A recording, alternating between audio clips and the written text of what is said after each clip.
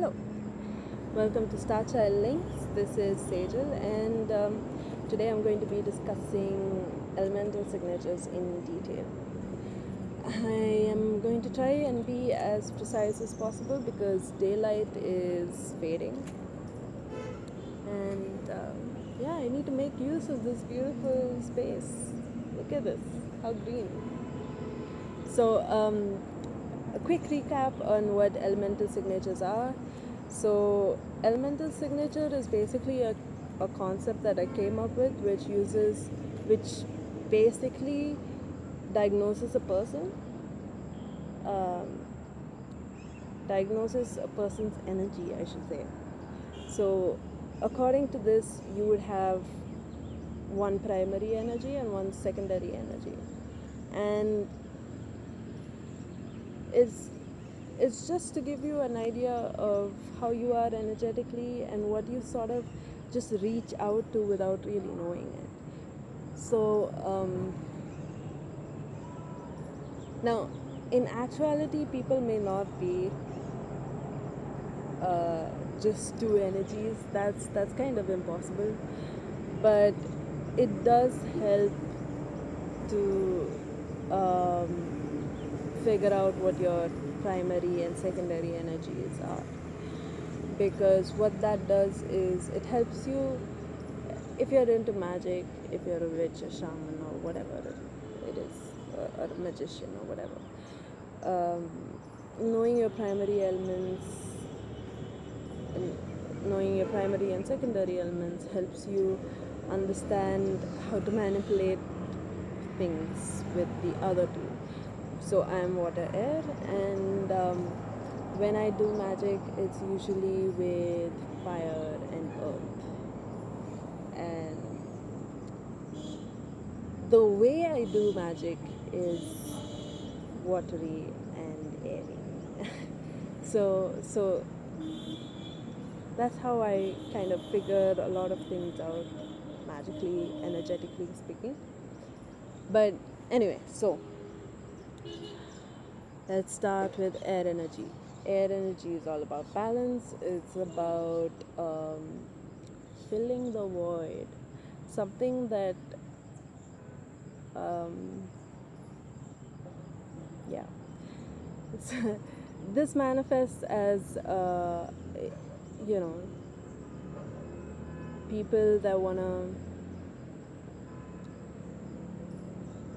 actually, never mind. So this filling the void thing is one example of that manifesting is when a person is in a group which is really silent and they're the first ones to speak or say anything, just anything, because the silence is unbearable to them. So that's air energy filling up the void. And balancing air currents, all of it is on the principle of balance, on the principle of evening things out. They they respond a lot to temperature. When they there is always this need with air types to dispel the heat, dispel the pressure, and even things out. So yeah, that's what air types are like. But there's a thing with air types. So air is like the most subtle of energies. When it's not moving, when it's not balancing anything, you don't even know it's there, you know. So what happens is a lot of people don't recognize the air energy within themselves. They kind of tend to skip over it. Uh, this happens actually when the secondary element is air, because when your secondary element is air, you it's not that apparent, and you just tend to just skip it. People think air is not adventurous. That's not true. Air is pretty adventurous. Air is very whimsical. Um, Air is very, you can say flaky, but I would say uh, here and there. One day it's here, one day it's there, and it's all in the name of balance. So that's air energy. So what are the different types of air energy? What are the different types of people? So if you're an air type, you could be either air earth, air fire, or air water. So let's begin with air earth. Air earth is the most um, difficult energy to balance, because if you're air earth, then you have two of the most opposite elements within you.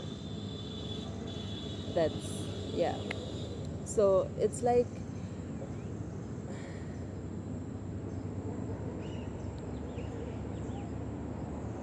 the best way to explain any of these elements within a person is to connect them to something within nature.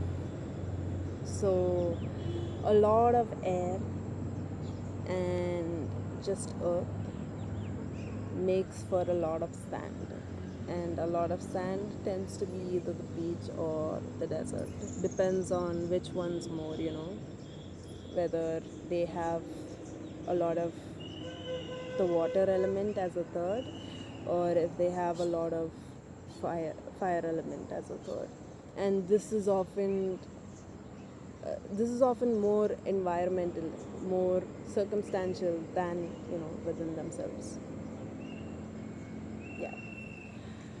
So yeah, air, earth. So one part of them is very airy fairy, very resistant to responsibility, um, all about balancing things, all about um,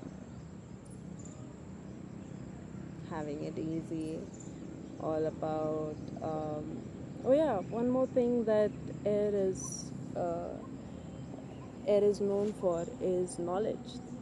Actually, tons of knowledge, like facts, on and on and on and on and on. So yeah, um, so one side is all about that, and the other side is very grounded, or needs to be grounded, needs to be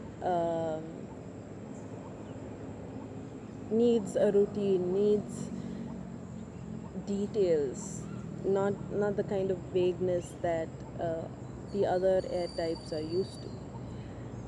And so it's kind of hard to marry both elements within yourself, and that's why air earth types take a long time to um, feel whole within themselves.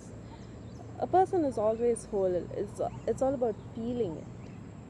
So, and feeling that balance.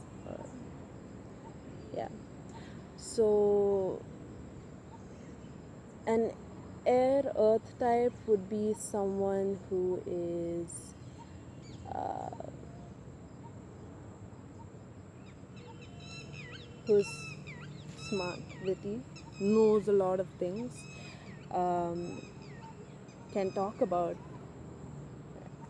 anything, um, hates responsibility, but feels that need to be responsible, feels that need to regulate himself or herself into the society, into something useful. They want to convert all of their extensive knowledge, or they use their extensive knowledge into something that's actually um, tangible. So yeah, the difficulty with earth types would be, to stop escaping. So think about the earth. The earth is basically a piece of rock covered with an atmosphere, which is the air element. And the only reason that it's got the atmosphere is because the earth has enough gravitational pull to have that happen. So it's the same with earth air types also. I think it's just a matter of perspective. So an air earth type would have the perspective of the atmosphere, a balanced one. Okay, a balanced air earth type would have the perspective of the atmosphere, and the only reason the atmosphere stays on earth is because of the gravitational pull. And so there is a need to gain a lot of experience, and often a lot of air earth types don't really feel that they've arrived until they've gained like a lot of experience. What they're doing is practically building a lot of earth energy, enough to give them some sort of identity in order to pull all of their air energy down to one thing. So yeah, that's air earth types. So air earth types, when they're young, they would escape a lot of responsibilities and feel really guilty about it too. And the other air types, they don't really feel guilty about escaping responsibility like air earth. They don't. So let me go to the other ones. So air fire. Air fire is very volatile because so they have this air element, right? And then they have fire.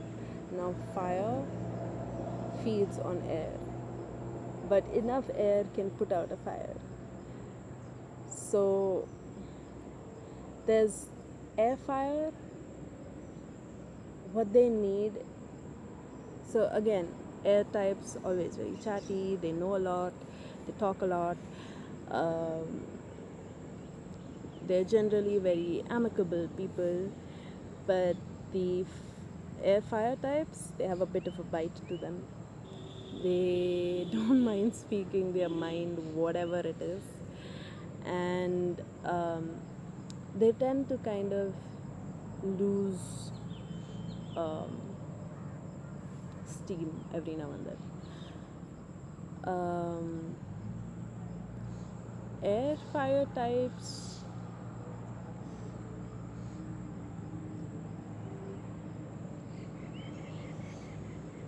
yeah, because they have this thing of sparking up for a little while and doing a lot of things and then just dying out. And it's all about balancing it. But then with air fire, they don't have to wait a long time to gather experience like air earth does. They just need to find something that they really really like. So they have to find something that lights the fire in their soul. So air fire has a lot of interests, like varied interests. Think of multiple sparks in the sky, and each spark is an interest of theirs. So they have a lot of interests, and they are happy as long as they have this interest going. If any of their hobbies or their project has run its course, that's when they don't know what to do with themselves. That's when the fire goes out and the air element that they have goes out of control, out of balance. So yeah,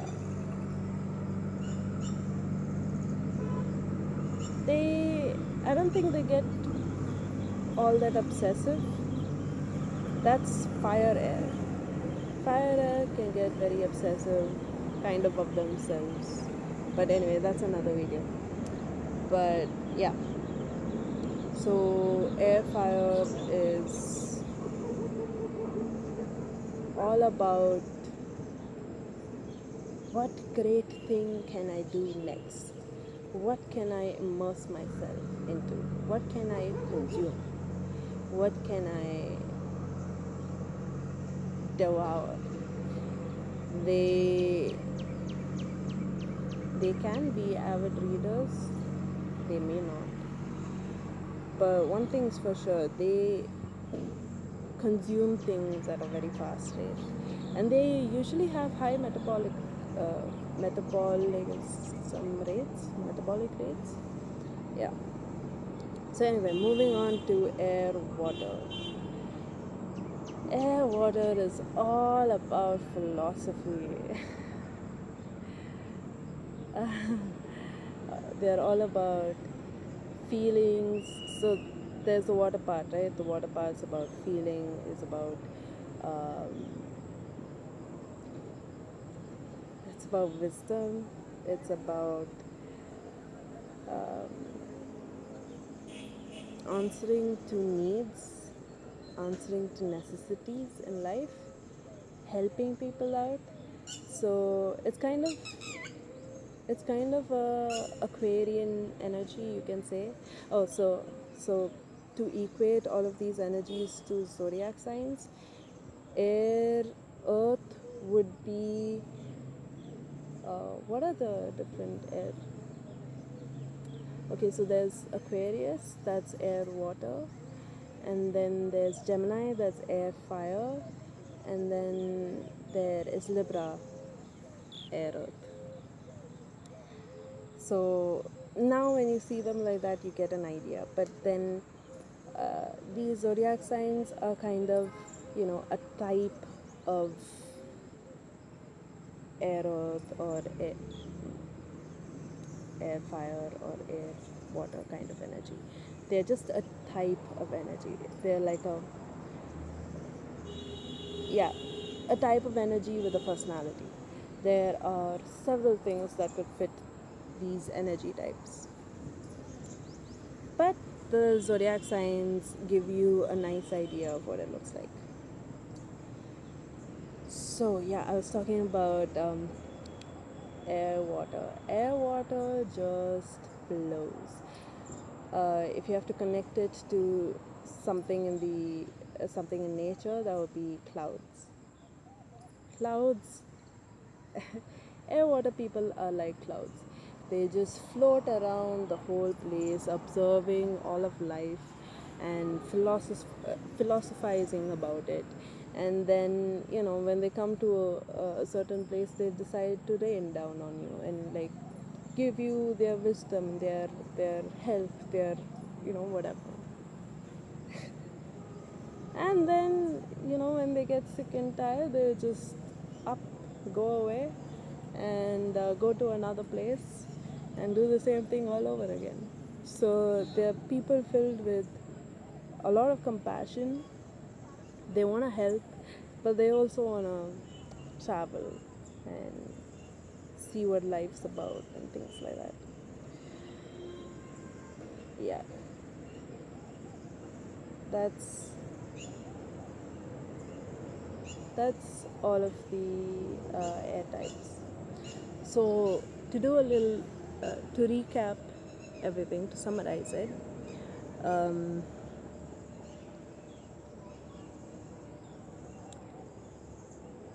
air, earth would be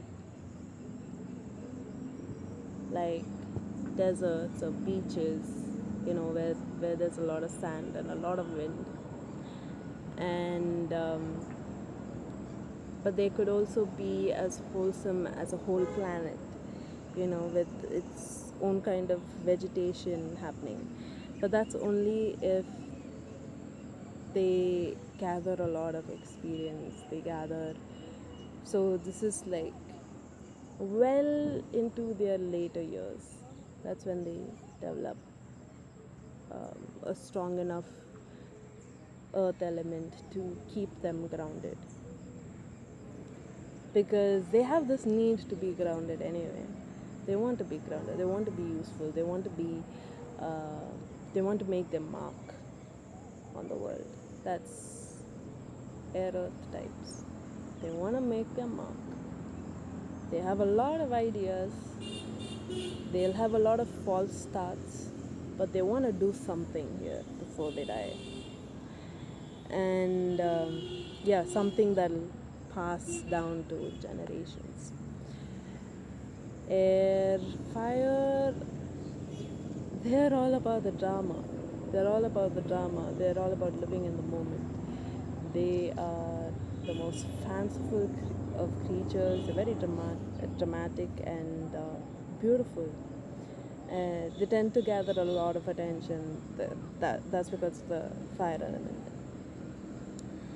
And they tend to be a little,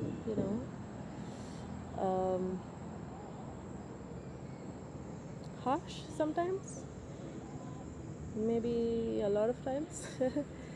But yeah, that's air and fire. They're like fireworks. They are like will o wisp, those fairy lights kind of thing. Those are the gentle introverted types. Um, and air water are like the clouds and the fogs. They very rarely have clear ideas, but they have grand philosophies, and most of them may not be relevant, but then when the time comes when it's really needed, they do show a lot of compassion, and they are there in pretty healing ways. And yeah, that's it for the air types. And how many minutes are we in? Can't see. Oh, 21 minutes. Okay. Bye bye.